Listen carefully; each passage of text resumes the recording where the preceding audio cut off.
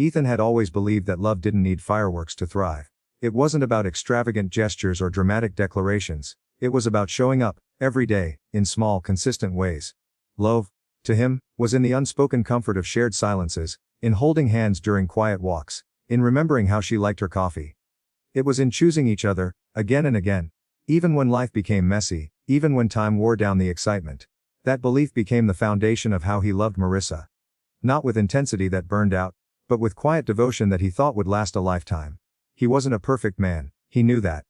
But he prided himself on being steady, thoughtful, loyal. He never stopped trying to be the kind of husband who made life easier, softer, safer. While others chased novelty, he found beauty in familiarity. In the way she tucked her hair behind her ear. In the sound of her laughter drifting through the kitchen. In the soft sigh she made before falling asleep beside him. Those little things became sacred to him. Proof that love didn't have to be loud to be meaningful. And for 10 years, he poured himself into their marriage, convinced that commitment was the truest form of love. He believed that when challenges came you worked through them together. You didn't walk away just because things got hard. You stayed. You grew. You adapted. That's what love was supposed to be.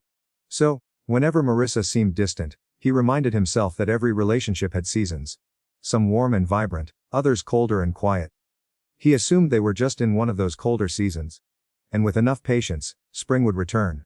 He never considered the possibility that for her, it had already ended. Ethan didn't realize that while he was trying to hold things together, something deeper was unraveling beneath the surface. He overlooked the small signs, the missed eye contact, the shorter conversations, the way she no longer laughed at his jokes. He convinced himself she was just tired, overwhelmed with work, going through something she didn't know how to share. And so he kept loving her harder, hoping it would be enough. He thought if he stayed consistent, if he kept showing up, kept holding space for her, she'd eventually meet him there again. But love doesn't survive on one person's effort. It needs to be mutual, reciprocal, alive. And without realizing it, Ethan had become the only one still reaching. He had built his identity around being a good husband, and in doing so, he missed the painful truth that love, no matter how steady or well-intentioned, cannot grow where it is no longer nurtured. Looking back, he would remember how deeply he had believed in their love. Not as a fantasy, but as something real and rooted. He had invested everything into building a life with Marissa, never questioning whether she was still doing the same. That belief, that steady, unwavering faith in their bond, wasn't foolish. It was human. It was hopeful. And perhaps, it was also the very thing that blinded him from seeing what he needed to face. That no matter how deeply you love someone, you can't hold a relationship together by yourself. Love, at its core, is not just about staying. It's about being seen, being chosen, being valued. And when those things are gone, no amount of loyalty can replace them. Ethan had always believed that anniversaries were more than just milestones. They were reminders. Of the love that started it all. Of the promises made, of the journey shared. That's why, as their 10th anniversary approached, he wanted to make it special. Not with anything extravagant, not with grand gestures. But with something meaningful. Something that would remind Marissa of what they had built together. He had spent weeks planning the evening, thinking of every little detail that would make her smile. He chose the restaurant, where they had their first real date. The one where they had sat for hours talking about their dreams. Where she had reached across the table, and taken his hand for the first time. He could still remember the way his heart had raced that night, how certain he had been that she was the one. That feeling had never left him. Even after 10 years, he still saw her as the woman who had changed his life. He arrived early, the letter he had written to her tucked neatly in his pocket. It wasn't long, just a simple, heartfelt reminder of how much she still meant to him. He had written about the life they had built, the laughter, the struggles, the small, everyday moments that made love real. He had written about the way she still made his heart skip a beat when she walked into a room, the way he still reached for her hand at night without thinking. He had written about how he wanted another 10, 20, 50 years with her. He ordered her favorite wine, the one she always said tasted like summer. He made sure their table had a view of the city lights, just the way she liked. And as he sat there, waiting for her, he felt something he hadn't felt in a long time. Hope. Hope that this night would be the start of something new, or rather, the rekindling of something old. Then she walked in. And for a moment, everything felt right. She looked beautiful. Just as she always did, her auburn hair falling in soft waves around her shoulders. When she saw him, she smiled, and for that brief second, it was like nothing had changed. But then, just before she reached the table, something happened. She stopped. And then she laughed. Not just any laugh. The kind of laugh that made her throw her head back slightly. The kind that came from deep inside her, unguarded and real. The kind he hadn't heard in years. And it wasn't for him. Ethan followed her gaze and saw him. A man sitting at the bar, leaning in slightly as he spoke to her. And she wasn't just responding, she was engaged. She tucked her hair behind her ear the way she always did when she was nervous. She touched his arm lightly, playfully, like a reflex. And then Ethan heard it flirting. Effortless, natural, as if she had done it 1,000 times before. As if he wasn't even there. The world around him dimmed. The restaurant's soft music became a distant hum, the clinking of silverware and quiet conversations fading into nothing. All he could hear was her voice. The way it lifted, teasing, inviting. A tone he hadn't heard directed at him in years. He should have stood up. He should have walked over, confronted her, said something. But instead, he sat frozen, his heart pounding against his ribs. His fingers tightening around the letter in his pocket. The words inside it suddenly felt pathetic. She finally turned and saw him. For a second, her smile faltered, a flicker of something crossed her face. Shock, maybe even guilt. But it was gone just as quickly, replaced by a forced smile as she walked toward him. "Hey, sorry, I got caught up talking to someone from work," she said casually, sliding into the seat across from him as if nothing had happened. Ethan looked at her. Really looked at her. And in that moment, he knew. Something between them had already died. And he had been the last one to notice. Ethan had never imagined that the most painful kind of heartbreak wouldn't come from betrayal in the usual sense. But from the realization that he had simply become invisible. Not because he had changed. Not because he stopped trying, but because over time, he had become too familiar. Too expected. Too safe. Somewhere along the years, his presence had stopped stirring anything in Marissa's heart. And he hadn't even seen it coming. What struck him the hardest that night at the restaurant wasn't just the way she laughed with another man. It was the way that laughter sounded like a version of her he hadn't heard in years. That sound, that brightness in her voice, wasn't something she shared with him anymore. It used to belong to them. Those moments of joy, of light teasing, of playful affection. But now, she was offering it freely to a stranger while Ethan sat only a few feet away. He thought love faded quietly. But he hadn't realized how completely it could vanish, while the routine of marriage kept going. He had mistaken the silence for stability, the distance for space, the dullness for comfort. He had told himself that long-term love looked different than the beginning. That it wasn't supposed to be all spark and butterflies, but something deeper, something steady. And he still believed that. But he now understood that steadiness means nothing when it isn't mutual. What Marissa had shown him in that moment wasn't just a lapse in judgment, or a careless flirtation. It was a mirror held up to the truth he didn't want to face. She no longer saw him. He wasn't the man who excited her, who made her smile without thinking. He was the one she shared a house with, but not a life. A name on a bank account, a seat at the dinner table, a voice in the background that she had learned to tune out. And the worst part, she hadn't left.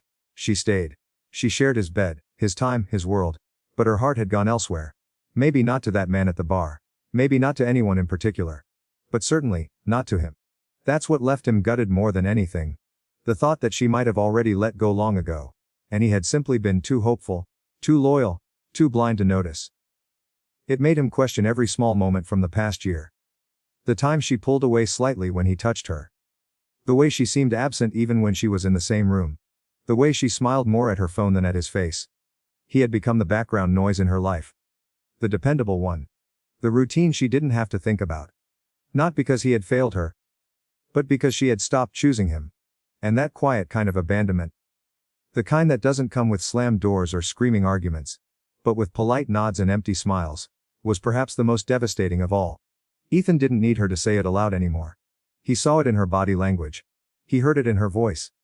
He felt it in the ache of being next to someone who no longer reached for him, no longer looked at him like he mattered. And for the first time, he understood a bitter truth: love can die in silence. And sometimes, the most painful heartbreak is being someone's comfortable option, rather than their chosen one. Ethan had always believed that strength was found in fighting for the people you love. Standing your ground, pushing through the storms, holding on when everything around you begins to unravel. But that night, sitting across from Marissa in a place meant to celebrate a decade of marriage, he discovered a different kind of strength. A quieter one. The strength it takes to walk away without shouting. The courage it takes to let go without making a scene. The dignity it takes to choose yourself, worth over your desperation to be loved. He had written her a letter. A vulnerable piece of himself. folded neatly and tucked into his jacket pocket. Every word in that letter was a reminder of the life they had built together, of the love he still believed in, of the man he had become for her. And now, holding it in his hands felt almost foolish. Those words, once filled with hope and meaning, suddenly felt weightless, like they no longer belonged in the world they once made sense in. But Ethan didn't tear it up. He didn't throw it away in anger. Instead, he placed it gently on the table between them. A silent offering. Not as a plea for her to stay or change her mind, but as a final note from a man who had loved deeply and without regret. A man who was choosing to walk away without bitterness, without revenge, without begging for explanations. "Happy anniversary," he said softly, the words carrying far more weight than she could have realized. Then he stood, steady and sure, and turned toward the door. His feet moved before his mind could fully process what was happening. He didn't wait for her to call after him, and she didn't. He didn't look back to see her reaction, and maybe that was the hardest part. Not knowing how she took it, not knowing if she even cared. But in that moment, it didn't matter. Because something inside him had shifted. A quiet line had been drawn. And crossing it wasn't a declaration of defeat. It was the beginning of liberation. When he stepped out into the night, the air hit him like a wave. Sharp, cold, heavy with the weight of the life he was leaving behind. But underneath the pain, beneath the heartbreak, there was something else, clarity. A strange, unsettling calm that came from finally acknowledging what he had been trying so hard not to see. It wasn't just that Marissa had changed. It was that he had stayed too long in a place where he wasn't being loved the way he deserved. And now, with each step away from that restaurant, from that table, from that life, he was reclaiming something that had slowly been slipping from him for years. His voice, his power, his identity. He didn't drive home. He didn't return to the house that now felt like a museum of broken promises. He just drove, no destination, no plan, only movement. And in that motion, he found a sense of peace he hadn't felt in a long time. There was no dramatic goodbye, no final argument, no confrontation. Just a man who had finally realized that love should never come at the cost of self-respect. A man who knew, in his heart, that staying in a place where you're no longer seen, no longer chosen, is not loyalty, it's self-abandonment. And Ethan was done abandoning himself. The silence after a heartbreak isn't always quiet. Sometimes it roars inside you, echoing through every part of your body. That's what Ethan discovered after he walked out of the restaurant and into the night, leaving behind a decade of love, memory, and hope. He hadn't planned where to go next. His only instinct was to move, anywhere but back to the place where he had just watched the life he thought he had built fall apart in front of him. He drove without direction. The city lights blurring into streaks of color through his windshield. The roads were nearly empty, yet his mind felt crowded. Flooded with memories, confusion, questions he wasn't ready to answer. He wasn't angry. Not yet. He wasn't even heartbroken in the dramatic, aching way people talk about in songs and stories. He was hollow. The kind of hollow that settles quietly in your chest and wraps itself around your breath. It wasn't pain that consumed him. It was numbness. And that, in a way, was even worse. Eventually, he pulled into a gas station on the outskirts of town. Not because he needed fuel, but because he needed to breathe. He sat in the car for a while, staring at the glow of the fluorescent lights. Trying to ground himself in something real. But even the hum of the street, the clatter of a vending machine, the scent of cold night air, couldn't quiet the storm inside him. Everything felt unreal, like he was watching someone else's life unfold. He checked his phone. Dozens of missed calls and messages from Marissa. Each one more desperate than the last. Some pleading, some dismissive, some trying to make him feel like he was overreacting. It was nothing, one said. "Come home, we need to talk." Another read. And then, "You're being dramatic." That one stayed with him longer than it should have. Because she didn't understand. She didn't see the moment at the restaurant as a betrayal. She saw his pain as a problem to be managed. She didn't acknowledge the wound, she tried to minimize it. Ethan sat in silence, staring at the phone screen, letting the words sink in. Not just the messages, but everything they implied. He realized then how alone he had felt in his marriage long before that night. He had mistaken routine for intimacy, presence for connection. And now, all the little cracks that had gone unnoticed for years had split wide open. The laughter she gave to someone else, the way she touched his arm, the look she gave that man. It wasn't just a moment. It was evidence of something deeper. Something missing. Eventually, he drove again. Not home, not anywhere that felt familiar, just forward. He ended up at a small diner. The kind of place where no one asks questions, where the smell of coffee and old linoleum floors offers a strange kind of comfort. He sat in a booth, alone, and wrapped his hands around a warm mug. Not because it solved anything, but because it was something to hold on to.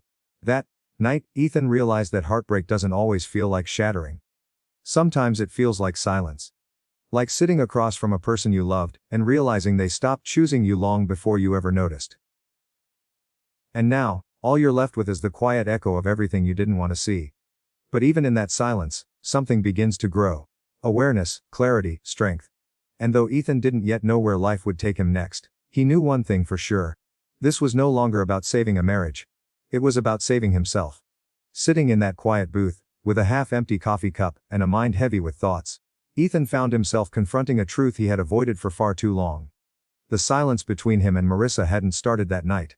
It had started years ago, in subtle, almost invisible ways. In the way her eyes no longer lit up when he walked into a room.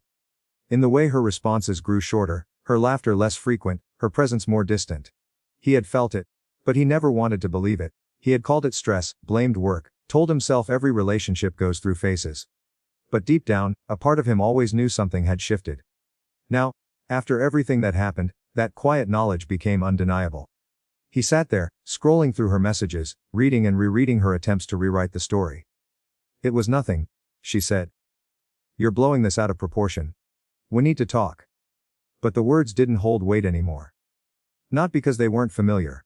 He had heard similar lines before. But because they no longer matched what he had seen with his own eyes. She wasn't just chatting casually with a colleague. She was lighting up in ways she hadn't for him in years. The way she touched that man's arm, the way her voice softened when she spoke to him, the way she tucked her hair behind her ear. It wasn't accidental, it was instinctive, intimate, natural, and most of all, it was telling. Ethan thought about how many times he had tried to dismiss his instincts. How many moments had slipped by, brushed off as irrelevant, when in reality, they were signals. Small flashes of truth he didn't want to face. He thought about the late nights she stayed at work. The sudden business trips that never used to be part of her schedule. The way she always kept her phone close and turned face down. He had trusted her, not because she gave him a reason to. But because he believed that love meant trust, even when there were doubts. But now, the picture was becoming painfully clear. Her actions hadn't been one careless moment. They were part of a larger pattern. A pattern he had chosen not to see, because facing it meant acknowledging that their marriage had already begun to dissolve long before tonight. The betrayal wasn't just in what she had done, it was in what she had withheld. Her affection, her presence, her truth. And perhaps what hurt the most wasn't that she had shared a moment of connection with someone else. It was that she had stopped sharing any of it with him. For years, Ethan had carried the weight of their relationship on his own shoulders, believing that time and effort would bring them back to each other. But now he could see how long he had been walking alone, loving a version of her that no longer existed, holding on to memories that had stopped meaning anything to her. That realization didn't bring rage. It didn't even bring sorrow. It brought clarity. A sharp, undeniable understanding that there was nothing left to fix. Because she hadn't been trying to fix anything at all. She had already let go. She just hadn't said it out loud, and maybe she never planned to. As Ethan sat in that booth, staring at the quiet world outside the diner window, he finally accepted something he hadn't been ready to before. Sometimes the truth isn't something you uncover all at once. Sometimes it comes slowly, piece by piece, until you have no choice but to see it for what it is. And when you do, you realize that the greatest betrayal isn't always what someone does behind your back. It's what they stop doing right in front of you. Ethan hadn't been looking for proof. He wasn't the kind of man who checked phone records or questioned bank statements. He trusted quietly, fully, sometimes blindly. But trust, when placed in the wrong hands, can become a kind of self-inflicted wound, deep, slow, and devastating. That night, sitting alone in the diner, still trying to make sense of everything he'd seen, Ethan received a notification that shifted the weight of suspicion into undeniable truth. A large sum of money had just been withdrawn from their joint account. It wasn't a bill, or a forgotten payment. It was something else. Something intentional, done in secret, without a word to him. His pulse spiked as he stared at the screen. The number glaring back at him like a message written in bold letters. This is not just emotional distance. This is action, movement, a plan, and not one that included him. His first instinct wasn't rage, it was disbelief. After everything, after years of holding their life together piece by piece, was she now dismantling it behind his back? He opened the banking app, and traced the transaction. It was made from an ATM near a downtown hotel. A place she had never mentioned, a place that had no reason to be part of their life. Something inside him went cold. All the pieces began falling into place. The late nights, the vague explanations. The way she'd been drifting further and further away, emotionally and now physically. He hadn't just lost her affection. He'd lost her loyalty. And somewhere along the line, she had already begun writing a new chapter of her life without him in it. He could have ignored it, let her come home and offer another round of half-truths. He could have waited, hoping that this, too, was a misunderstanding. But Ethan knew better now. He had seen enough, felt enough, and this wasn't just about love anymore. It was about self-respect. About facing the uncomfortable truth that he had been holding onto a relationship she had already emotionally abandoned. Without thinking, he left the diner and drove straight to the hotel. He wasn't entirely sure what he expected to find. Closure, confirmation, a reason to finally stop doubting himself, but deep down, he already knew. He just needed to see it with his own eyes. And he did. She walked out of the hotel lobby with a small bag slung over her shoulder, dressed casually, not like a woman on a business trip. Not like someone caught in an emergency. She wasn't in a rush. She wasn't looking around in panic. She was calm, collected and unmistakably comfortable. A car pulled up, not a cab, not a ride share, someone's personal car. The door opened. She smiled, that soft, intimate smile that Ethan hadn't seen in years, and climbed in. He sat in his car across the street, frozen. Watching her drive away not just in distance, but in spirit. She hadn't even looked back. She hadn't hesitated. And that, more than anything, told him everything he needed to know. That moment didn't bring fury. It brought freedom. Not the kind that feels like a victory, but the kind that comes quietly, in the space where grief once lived. The kind that whispers, "You've seen the truth now. You don't need to stay where you're no longer chosen." And as Ethan turned his key in the ignition, he knew this was no longer about catching her in a lie. It was about no longer lying to himself. Ethan had always thought closure came from conversations, from final words spoken between two people who once meant everything to each other. He had imagined that if his marriage ever came to an end, there would be a moment where they sat across from each other, acknowledging the love they had shared, the time they had built together, before finally saying goodbye. But life rarely gives you the endings you expect. Sometimes closure isn't a conversation. Sometimes it's a realization. The quiet acceptance that you don't need any more answers, because the truth is already right in front of you. Watching Marissa leave the hotel, in another man's car should have shattered him. It should have sent him spiraling, demanding explanations, demanding to know how long this had been going on. Demanding to understand why. But Ethan didn't move. He didn't follow. He didn't even reach for his phone. He just sat there, gripping the steering wheel. Letting the weight of reality settle into his bones. For so long, he had convinced himself that their love was simply going through a rough patch. That she was just distracted. That things would eventually go back to the way they used to be. But there was no going back. There hadn't been for a long time. He just hadn't been ready to see it. He had spent years trying to hold on to something that Marissa had already let go of. And now, he understood he was never going to get the closure he thought he needed. Because the version of Marissa he had loved no longer existed. Maybe she never had. The light turned green, but Ethan didn't move. He let the cars behind him honk. Let the world keep moving while he sat still, allowing himself to feel the loss. Not just of her, but of the man he had been with her. The version of himself that had believed in their love, believed in their future, believed in forever. That version of him had died somewhere along the way, piece by piece, the same way their marriage had.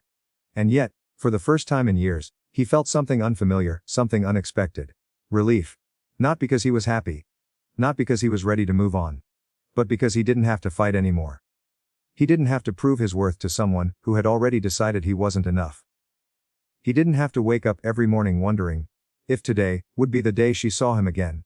He didn't have to pretend he wasn't drowning in the silence that had filled their home. The worst had already happened. He had lost her. And now, the only thing left to do was let her go. Ethan finally exhaled and turned the wheel, not toward home, not toward any place familiar, but simply forward. He wasn't sure where he was going. But for the first time, that didn't scare him. Because what scared him more was staying. Staying in a life where he was only an afterthought. Staying in a marriage where he was tolerated rather than loved. Staying in a place where he had to beg for something that should have been given freely. That night, Ethan didn't cry.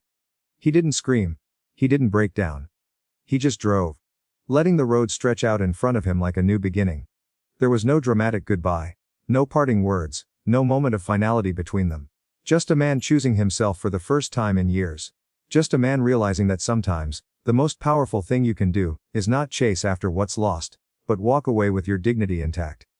When Ethan knocked on Patrick's door that night, he wasn't just seeking a place to stay.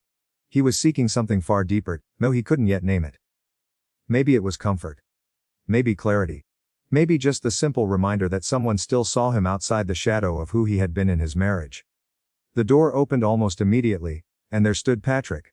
His oldest friend, eyes heavy with sleep but instantly filled with concern. He didn't ask questions, he didn't need to. He simply stepped aside and let Ethan in. It had been years since they'd sat together like that, just two old friends sharing space and quiet understanding.